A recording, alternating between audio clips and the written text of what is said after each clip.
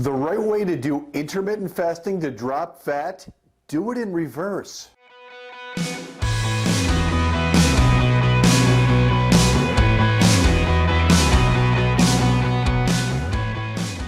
Hi, I'm Dr. Derek Alessi, author of Lose Fat Forever, The Bermuda Triangle Diet, host of Live It Fit Now, and contributor for USA Today. And a lot of people have questions about intermittent fasting. In fact, right now we're doing a pretty good sized diet transformation contest with a bunch of our clients. And one of the questions that came up this past weekend is how they could use intermittent fasting to get in better shape. If you've watched the internet or the tabloids, you can see that intermittent fasting is very popular right now. And it was explained best to me as intermittent fasting is a very fancy way of saying skip meals, especially breakfast. Now, I'm kind of saying that tongue in cheek, and by the way, I do not recommend traditional intermittent fasting. Intermittent fasting, or warrior-based diet, is eating during one window or opportunity throughout the day. What I could tell you after doing this for the past 25 years as a nutritionist, as an exercise scientist, is if you do that, number one, you'll spend all day long doing nothing about thinking about food. And number two, you're more apt to overeat, especially the wrong things, if you only eat once a day. A little bit of an easier way to do intermittent fasting is to eat 2 meals a day, skipping breakfast, having lunch and dinner. Once again, I don't teach that to my clientele. I think it leads to a lot of overeating during those 2 times and a lot of psychological difficulty because, once again, you obsess about food. However, we do want to eat the right amount of food, and we want to eat it at the right time. Keep in mind, when it comes to eating food, the principle is not fasting. The principle is about eating the right things so that you can balance your blood sugar level. We don't want increased blood sugar level because your body, if it has too much sugar inside your bloodstream, will erode your vessel wall, so your body, in trying to protect itself, will release insulin.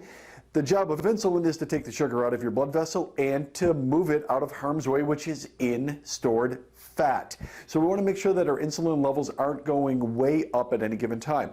Also, too, the body's very smart, and it will easily hold if it sees that the glucose levels are going up. So how can we use intermittent fasting to make sure that we're eating properly? Well, once again, I do want to recommend that you're eating foods and eating them frequently. In fact, what I teach to a lot of my private clients is to eat every 3 to 4 hours, but eating the right foods to keep your blood sugar levels stable. Lean sources of protein, good, smart fats. We've talked a lot about those recently, and there's so many new ones all the time to help your body repair. And of course, low glycemic carbs, which are mostly vegetables, low glycemic fruits, and of course, legumes. Doing that will keep your blood sugar level stable. So now when it comes to intermittent fasting, let's do it in reverse. See how long you could go before you go to bed without eating. Maybe you're an absolute beginner and it's only an hour and a half to 2 hours, or maybe you're a little bit more intermediate, you can get to 2, 2.5, 3 hours, or maybe you've really been working it, you're more advanced, you can get 4, 4.5, 5 hours before you go to sleep. In doing that, it will also help you get to deep sleep.